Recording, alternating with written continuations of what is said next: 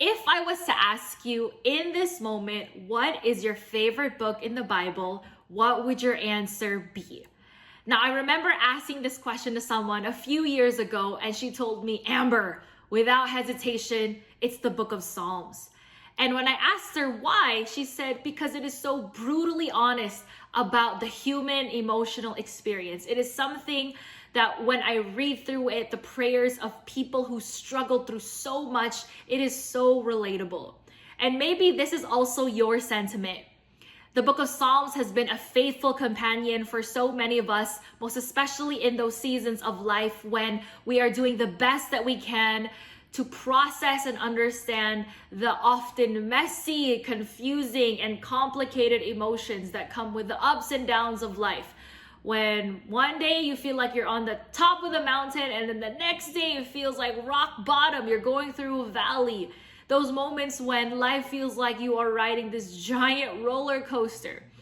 I remember one pastor said, I am so thankful that the different authors of the chapters of the book of Psalms chose to genuinely, willingly express the fullness of what they're going through, because it is a constant reminder for me then that when I am most tempted to pray cookie cutter prayers, I am reminded that times of prayer are not times for me to be perfect or times to perform, but rather times of prayer are times for me to be real, to be genuine, to be sincere, to reveal who I am before the God who already knows the truest condition of my heart.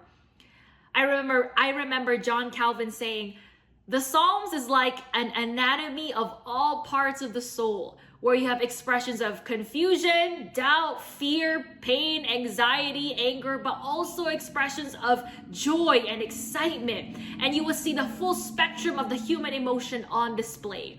I am reminded of an illustration by Sky Jethani in his book, What If Jesus Was Serious? And he talks about the scope of the human-divine relationship as expressed by consumer Christianity, which often only deals with the feel-good, happy emotions, and the book of Psalms, which gives us a more accurate depiction of what actually is going on inside each and every one of us. Psalms includes many songs of celebration, joy, victory, but there are even more prayers of lament, of complaint, and yes, cries for justice. Psalm chapter 3 is a psalm that was written by King David at a time where he was at a low point of his life. It is a very honest psalm, as we will see, because this was a time in which his son Absalom had recently staged a coup. He wanted to take over the kingdom. He was after David's life. This was a low point for King David. And here we have his prayer, verse 1. Lord, how many are my foes? How many rise up against me? Many are saying of me, God will not deliver him. David was now a man on the run, and perhaps this is something that is totally relatable. A moment in life where for David, this must have been one of the most traumatizing, most humiliating experience in his entire life. A point where everything you had been working for, everything that you had been building before your very eyes, life was falling apart, life was unraveling. And oftentimes when we see moments like this in the scriptures, we remember that our undoing is part of God's remaking so that we might become the person he has called us to be. Lisa Turkhurst, hold fast to Jesus and remember, this breaking of you will be the making of you, a new you, a stronger you. That when our lives are broken, God picks up the pieces and uses that time to rebuild you. And so here life was falling apart. David was brutally honest before the Lord, asking, will I be delivered from this? Verse 3, but you, Lord, are a shield around me, my glory, the one who lifts my head high. I call out to the Lord and he answers me from his holy mountain. You know, nakikita po natin dito oftentimes in our prayer, the turning point is that three-letter word, but. He talks about the reality and the gravity of his situation, and then comes the word, but. Lord, this is my situation, this is my circumstances, but you, O Lord, are my shield. David had reigned for decades as one of the most powerful kings in the world. And maybe this was a time in which he was most tempted to find glory in the temporary and earthly things, power, prestige, and possessions. But maybe at this time, what happened to him, something changed. May nagbago po. And maybe what was happening to him is what John Maxwell said. Brokenness involves removing inappropriate pride and self-reliance and building healthy God-reliance. That pivot and that shift in those moments when you are leaning on yourself, you're relying on your own capacity, a pivot from self-reliance to God-reliance. So this was a time in which David now found his glory in God. Verse 5, I lie down and sleep. I wake again because the Lord sustains me. I will not fear though tens of thousands assail me on every side.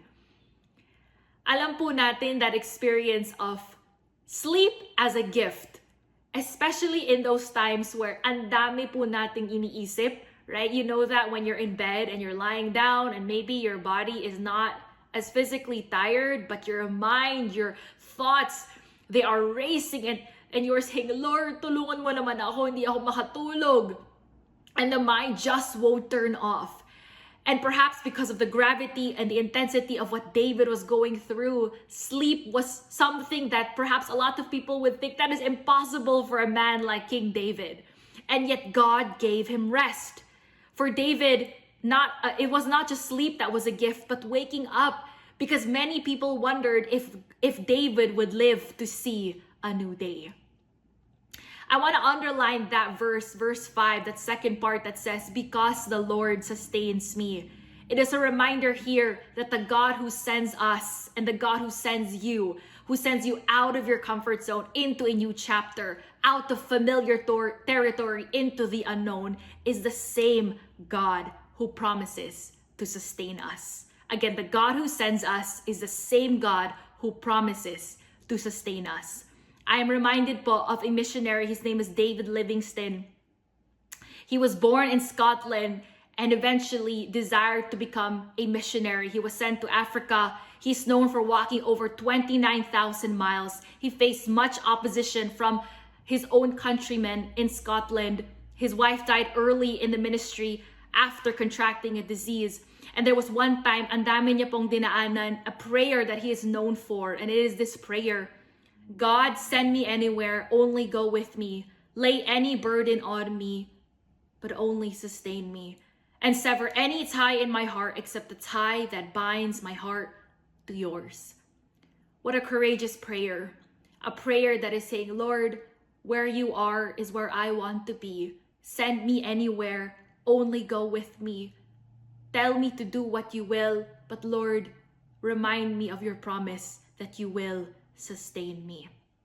And of course, that final portion, sever any tie in my heart except the tie that binds my heart to yours.